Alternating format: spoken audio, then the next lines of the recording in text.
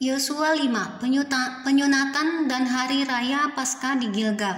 Ketika semua raja orang Amori di sebelah barat sungai Yordan dan semua raja orang Kanaan di tepi laut mendengar bahwa Tuhan telah mengeringkan air sungai Yordan di depan orang Israel sampai mereka dapat menyeberang, tawarlah hati mereka dan hilanglah semangat mereka menghadapi orang Israel itu.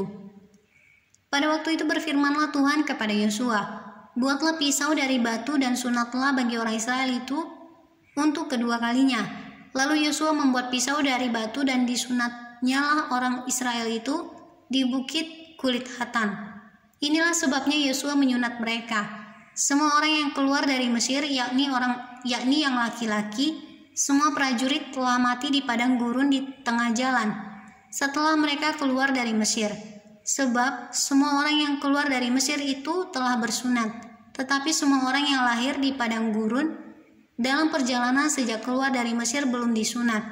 Sebab 40 tahun lamanya orang Israel itu berjalan melalui padang gurun sampai habis mati seluruh bangsa itu, yakni prajurit yang keluar dari Mesir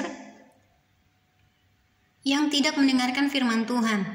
Kepada mereka itu Tuhan telah bersumpah bahwa Ia tidak akan mengizinkan mereka melihat negeri yang dijanjikan Tuhan, dengan bersumpah kepada nenek moyang mereka akan memberikannya kepada kita. Suatu negeri yang berlimpah-limpah susu dan madunya, tetapi anak-anak mereka yang telah dijadikannya ganti mereka itulah yang disunat Yosua, sebab mereka belum bersunat, karena mereka tidak disunat dalam perjalanan. Setelah seluruh bangsa itu selesai disunat, maka tinggallah mereka di tempatnya masing-masing di perkemahan itu sampai mereka sembuh. Dan berfirmanlah Tuhan kepada Yosua, hari ini telah kuhapuskan celah Mesir itu daripadamu.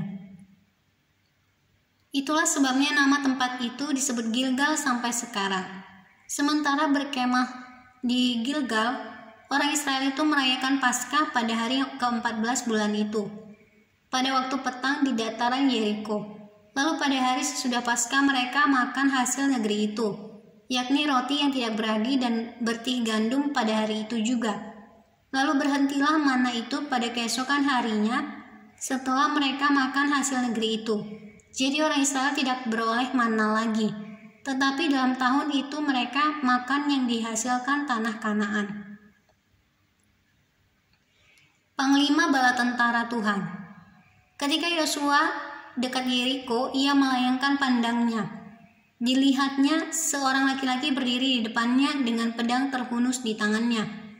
Yosua mendekatinya dan bertanya kepadanya, "Kawankah engkau atau lawan?" Jawabnya, "Bukan, tetapi akulah panglima bala tentara Tuhan. Sekarang aku datang." Lalu sujudlah Yosua dengan mukanya ke tanah menyembah dan berkata kepadanya, "Apakah yang akan dikatakan Tuanku kepada hambanya ini?" Dan panglima bala tentara Tuhan itu berkata kepada Yosua, "Tanggalkanlah kasutmu dari kakimu, sebab tempat engkau berdiri itu kudus." Dan Yosua berbuat demikian.